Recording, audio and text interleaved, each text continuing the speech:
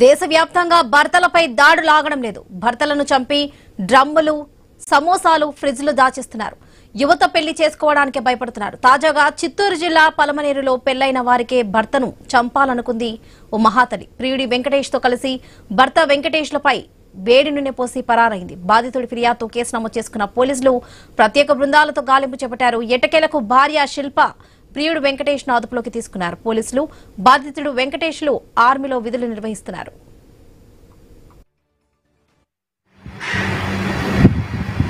C Venkateswarlu కోతికుట్ట BSF constable తన భార్య నూనె వారిపరిచినటువంటి వెంకటేష్తో అక్రమ సంబంధం పెట్టుకొని ఆ విషయం ప్రశ్నించినందుకు భర్తను చంపాలని అతని మీద వేడి నూనె శరీరం మీద పోసి అతను చావు బతుకులో ఉండగా తర్వాత ఈ వెంకటేశ్వరుని తీసుకొని వెళ్ళిపోయింది.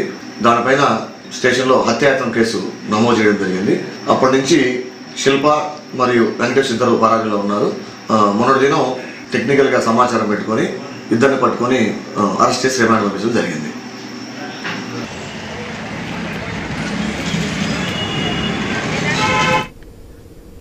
దేశవ్యాప్తంగా భర్తలపై దాడులు ఆగడం లేదు. భర్తలను చంపి డ్రమ్ములు, సమోసాలు, ఫ్రిడ్జ్లో దాచిస్తున్నారు.